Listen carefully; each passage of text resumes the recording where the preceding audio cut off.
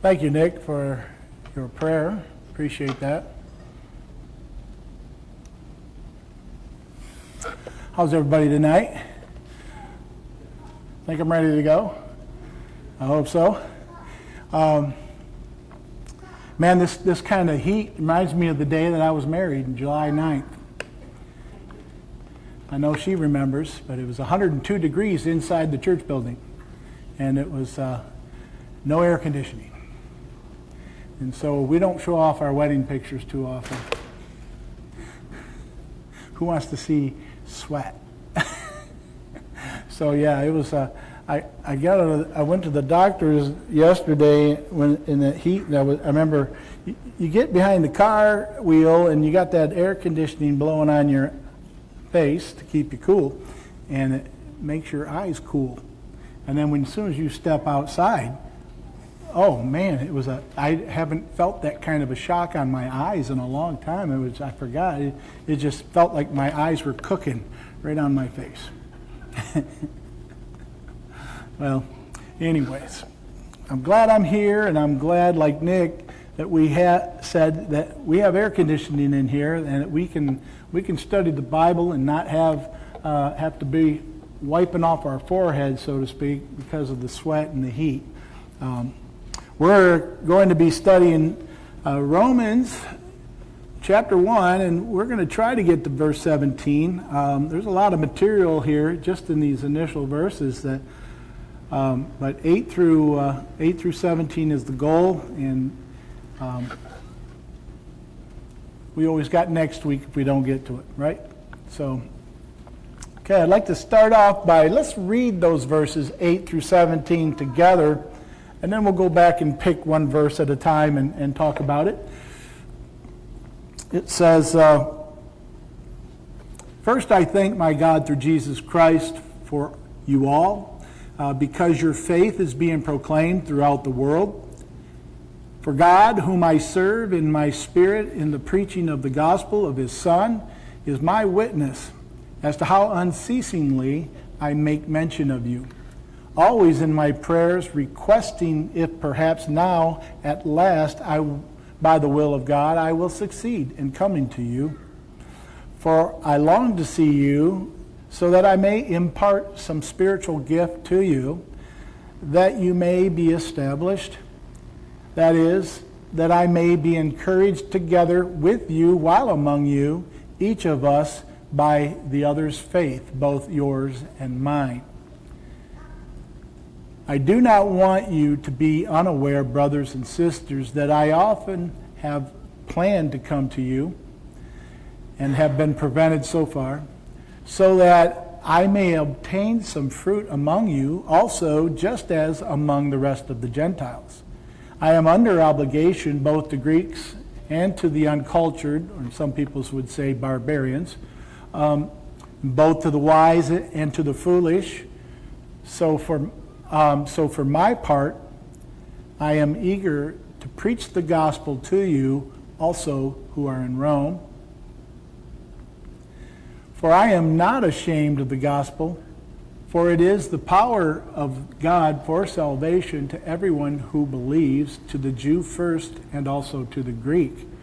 For in it the righteousness of God is revealed from faith to faith, as it is written, but the righteous one will live by faith." All right. So in our first verse, 8, first thing, I thank God through Jesus Christ for you all, because your faith is being proclaimed throughout the whole world. When Paul starts off this sentence, he uses the word first, and it doesn't mean that there's coming a second or a third. It's not what it means. Sometimes you start a conversation with somebody and you use that. Well, first of all, there may not be a second or a third, but it'd be your place to start. And it just indicates that the first thing he wanted to do was to express thanks for them. Paul would often start his letters with honest commendation. Paul's thanksgiving for them was directed to God the Father. That's who he directed it to. And it was through Jesus Christ. And I think what we can see here is the emphasizing of the mediatorship of Christ. We do the same thing when we say our prayers in Jesus' name. He's the mediator. And I think that's evident here in this verse. Now, regarding his thanksgiving for the church in Rome, he does not mention how big this church is. He doesn't mention any of its good works, but he is instead thankful for the members' faith. Now, he says, because your faith is proclaimed throughout the world. Now, throughout the world, it's a pretty big area. But I think what he meant by throughout the whole world is probably the Roman Empire. That's where Paul confined his preaching and teaching, was in the Roman Empire. And so I think that's what was intended there. And it seems that whenever and wherever the Christians met, they rejoiced regarding the steadfast faith of the church in Rome. Now, verse 9 says that for God, whom I serve in my spirit in the preaching of the gospel of his Son, is my witness as to how unceasingly I make mention of you. Now, Paul is he just continues to develop the relationship between him and the Christians in Rome. And he did this by expressing the unceasing nature of his thanksgiving for them. He used the most solemn terminology. He says, for God is my witness. You've heard people say that before, for God is my witness, right? Well, when Paul uses that, that's a little bit more solemn, a little more sincere than what some people would say. And he used it to affirm how important his readers were to him. Now, he then says, whom I serve in my spirit, emphasizes his devotion to God. Paul didn't confine his prayers to places where he had labored. He didn't just pray for Thessalonica or Ephesus, or he prayed for all the churches that he knew. I believe that. And he prayed for the churches in cities that he had not visited, and notably here in this book, the church in Rome. His heartfelt comments should have prepared the readers to accept both his letter that he had written and him. Now, verse 10 says, always in my prayers, making requests, if perhaps now at last by the will of God, I may succeed in coming to you. Paul realized that his success in reaching Rome was dependent upon the will of God. He made tentative plans, but these were always subject to change depending on God's direction. I had a comment that was relative to what we're talking about here, and R.W. Scott said this, that Paul presumes neither to impose his will on God nor to claim to know what God's will may be, but instead he submits his will to God's. Any comments or questions at this time for the first few verses?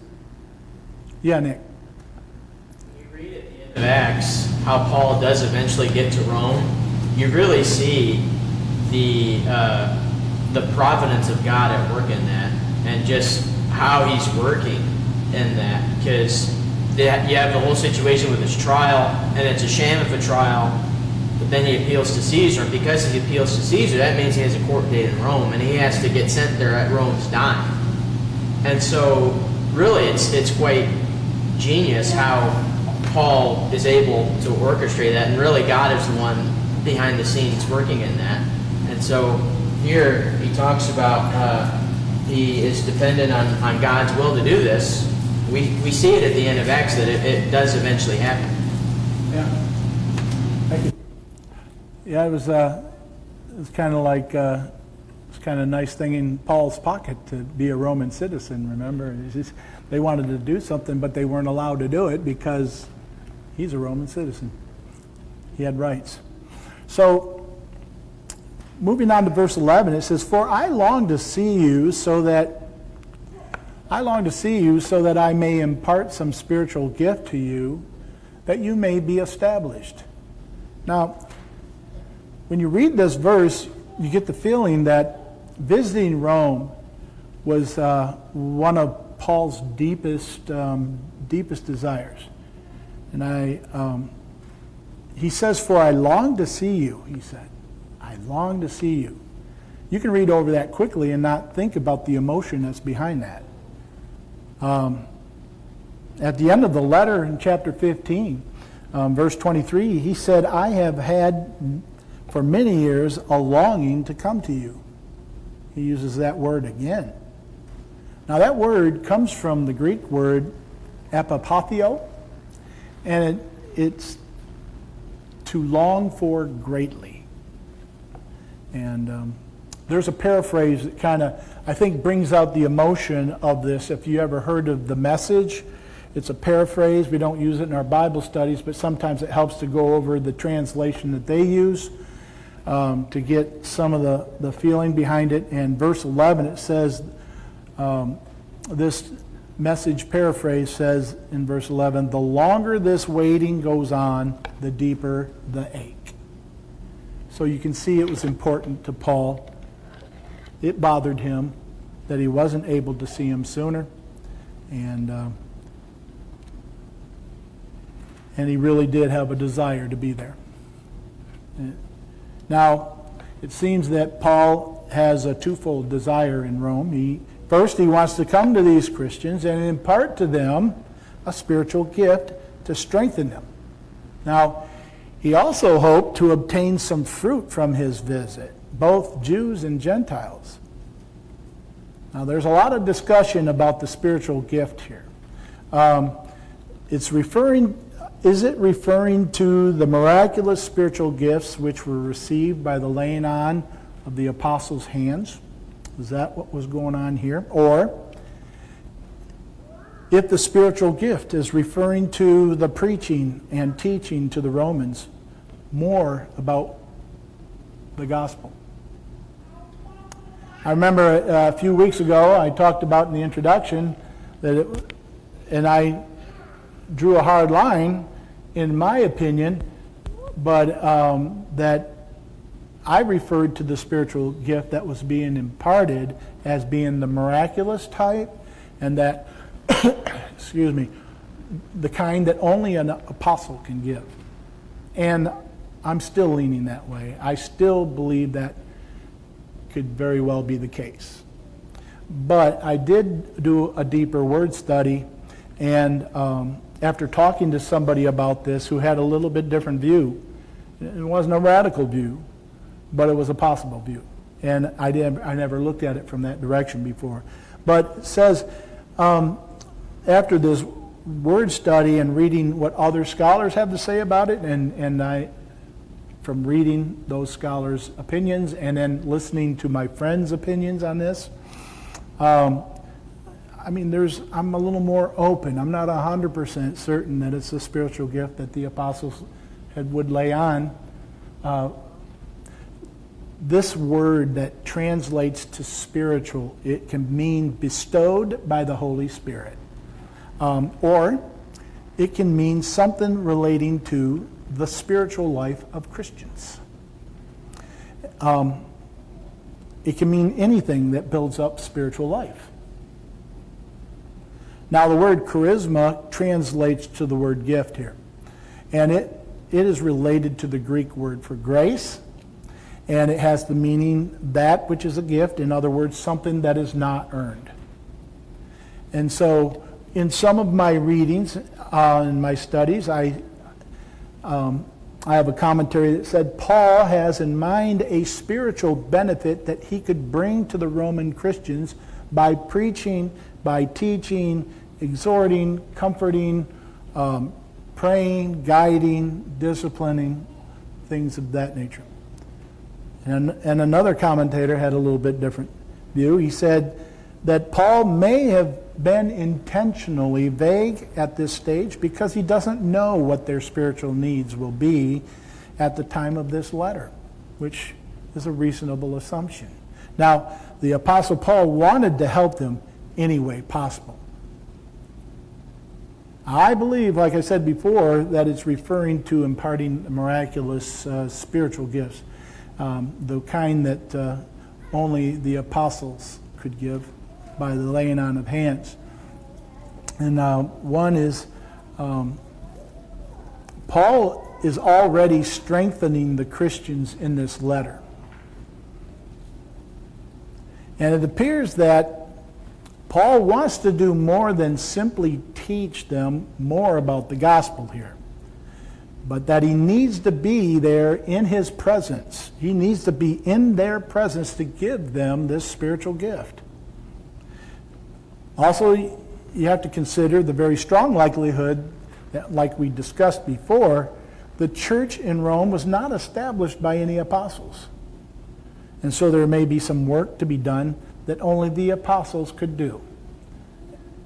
And we've read about Peter being in Jerusalem and Antioch, even up until Acts chapter 15. We read about Paul and how it indicates that he had never been to Rome, and the book of Acts bears that out. We know from my studies that there's historical evidence that suggests that the church in Rome may have been established in the late 30s, early 40s. A little bit different than what I mentioned in my introduction. Now, Paul's fervent desire to go to Rome may also be because he wants to impart to the majority of the congregation the spiritual gifts that we read about in 1 Corinthians chapters 12 through 14. I'm not suggesting that no one had any of these gifts that we're talking about here. There may have been a few.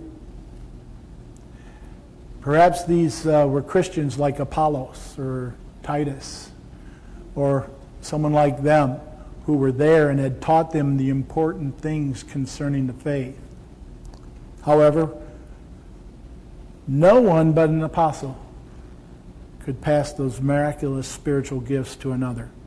And the lack of such miraculous spiritual wisdom and knowledge may also explain Paul's compulsion to write this letter to the Christians about the gospel. Perhaps these Christians in Rome know the basics, but they need more knowledge to grow their faith appropriately.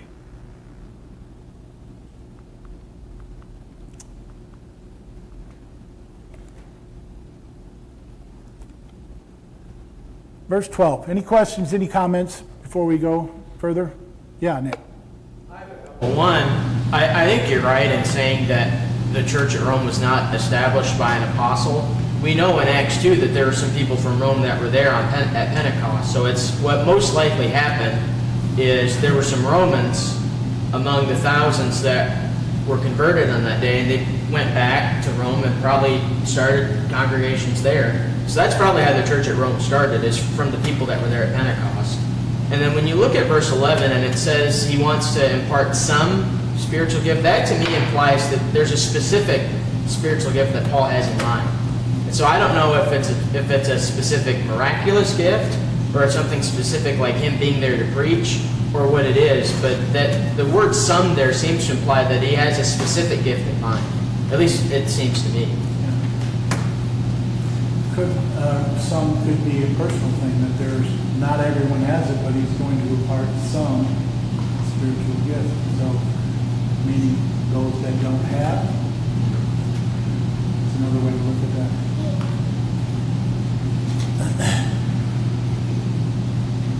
Verse 12 says, "That is, that I may be encouraged together with you while among you, each of us by the other's faith, both yours and mine." What Paul seems to be saying here in a roundabout way is, I long to see you because it will not only help you, but it'll also help me. That's kind of what it reads to me. And Paul later said that he hoped to find some refreshing rest in their company in the 15th chapter. So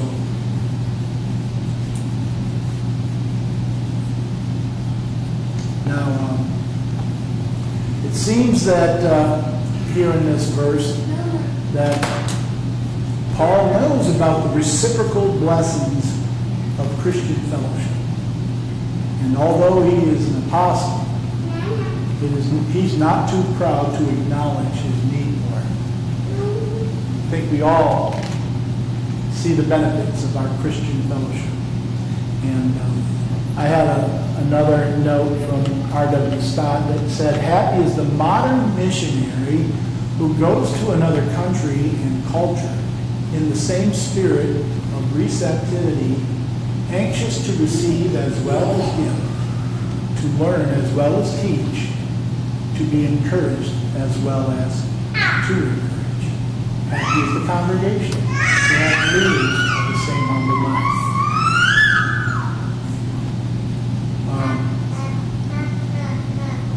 It doesn't matter. I think this is a good comment because it didn't matter. Apostle Paul, he was an apostle, and you would think, oh, he doesn't need that.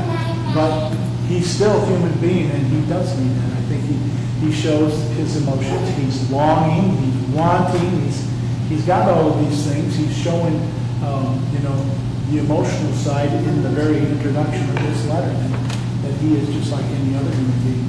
He has those emotions and those needs. Verse 13 says, "I do not want you to be unaware, brethren, that often I have planned to come to you and have been prevented so far, so that I may obtain some fruit among you, even as among the rest of the Gentiles." And when you read this, I know, maybe I did. It says, do you think that here in this verse Paul may have foreseen an objection? I mean, could it be that someone was thinking, well, if you've been so eager to visit, why haven't you? So they may not know all of the happenings of what Paul was doing before then, but they know that he's been to Macedonia. And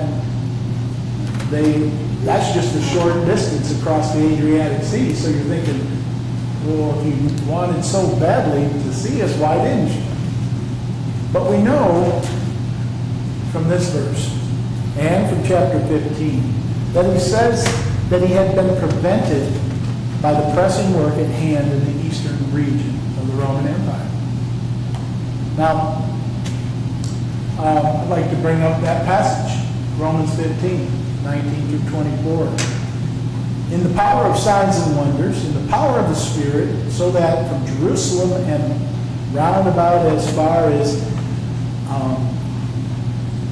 Illyricum, I have fully preached the gospel of Christ. For this reason, I have often been prevented from coming to you. But now, with no further place for me in these regions, and since I have had for many years a longing to come to you whenever I go to Spain, for I hope to see you pass." So you can see that Paul's busy, and he explains that a couple different times. Paul adds another reason why he wanted to come to Rome, and it is so that I may obtain some fruit among you, also even as among the rest of the Gentiles.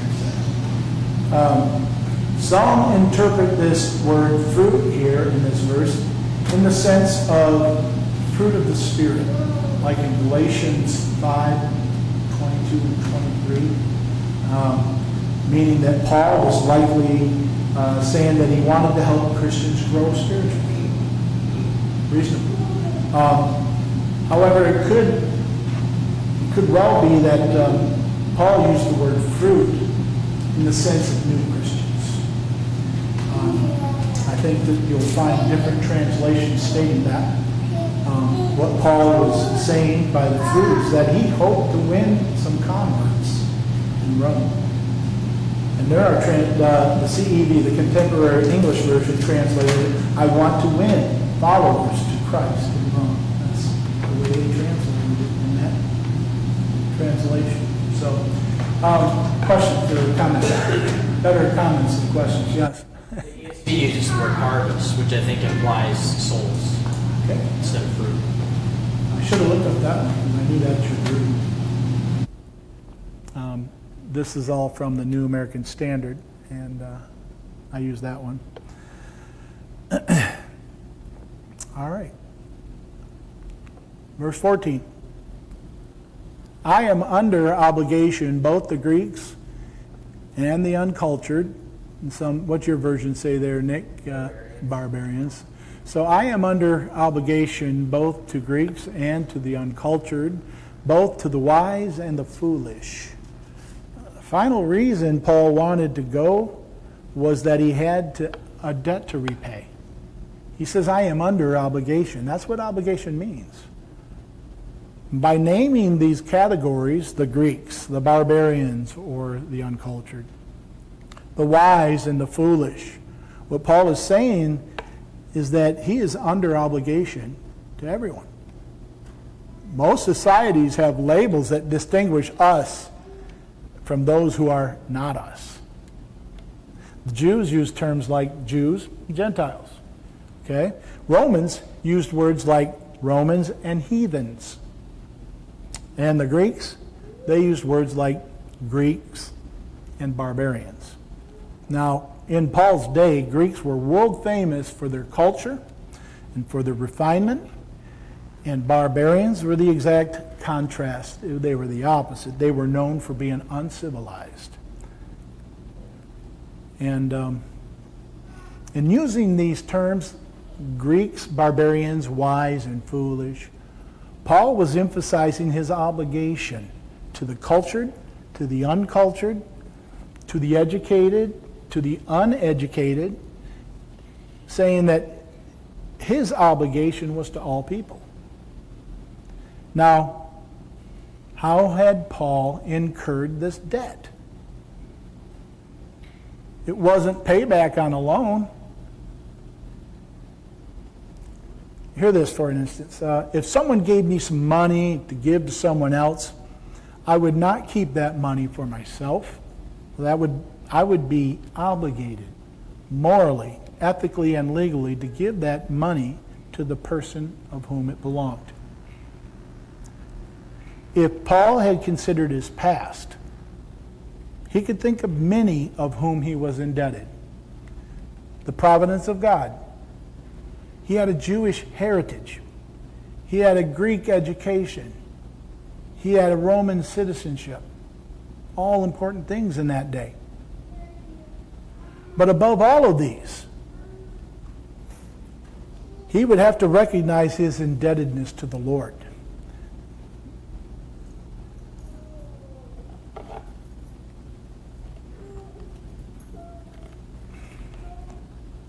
Boy, I skipped a lot, guys. Sorry.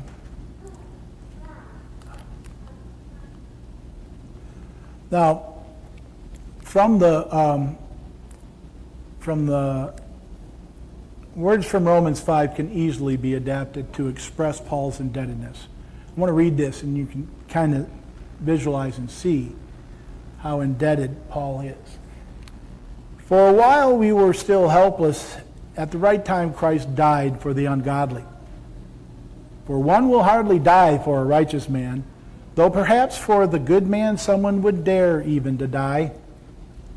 But God demonstrates his own love toward us in that while we were yet sinners, Christ died for us. Much more then, having now been justified by his blood, we shall be saved from the wrath of God through him. For if while we were enemies, we were reconciled to God through the death of his Son, much more, having been reconciled, we shall be saved by his life. You can see Paul's explaining the indebtedness that he has to the Lord.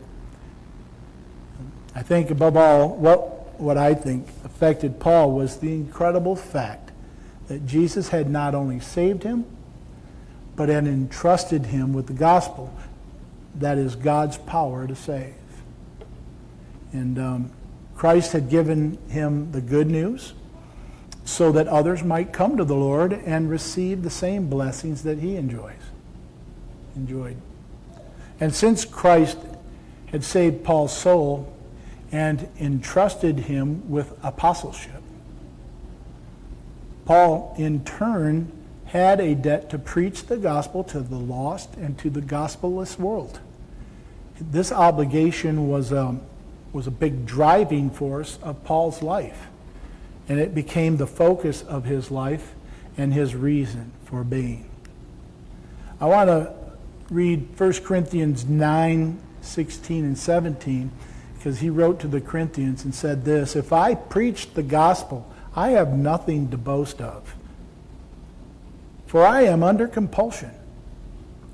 For woe is me if I do not preach the gospel. I have a stewardship entrusted to me."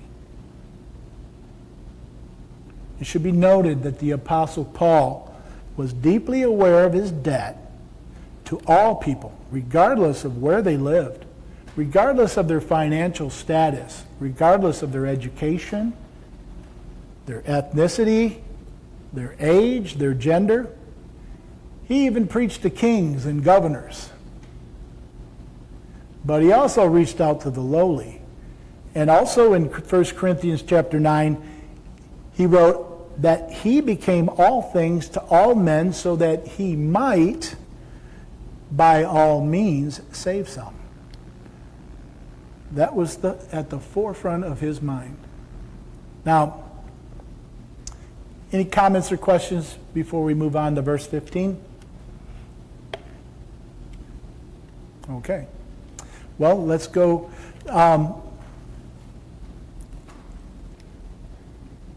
Paul concluded the Thanksgiving with these words in verse 15. He says, "So for my part, I am eager to preach the gospel to you also who are in Rome."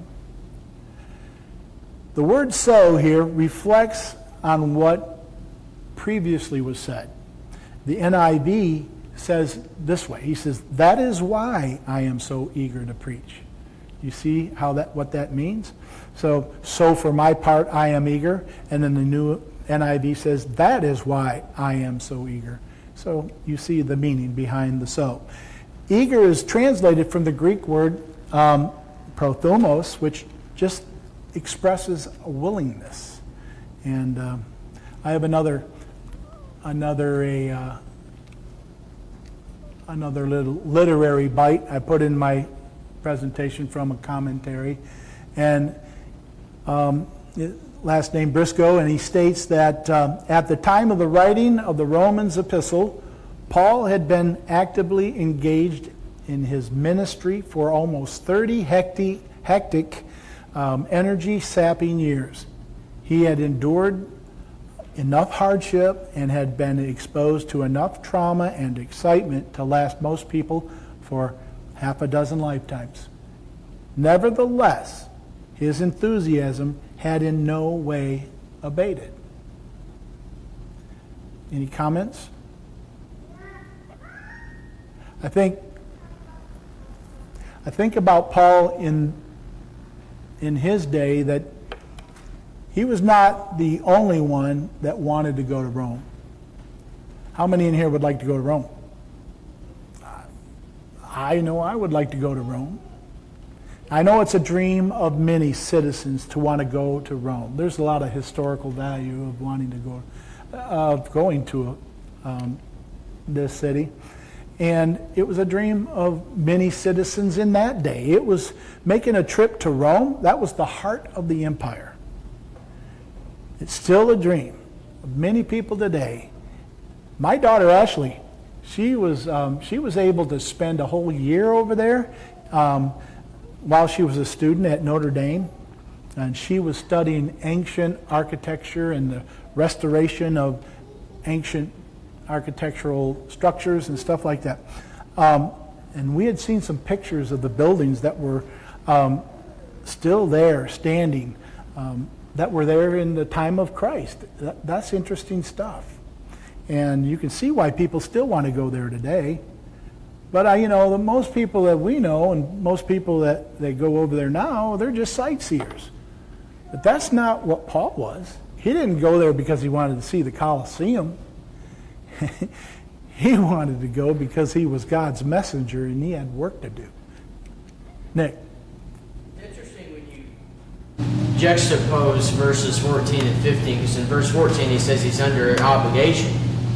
We read that and we think of when we're obligated to do something, that usually means we're kind of coerced into doing something, we're forced into something.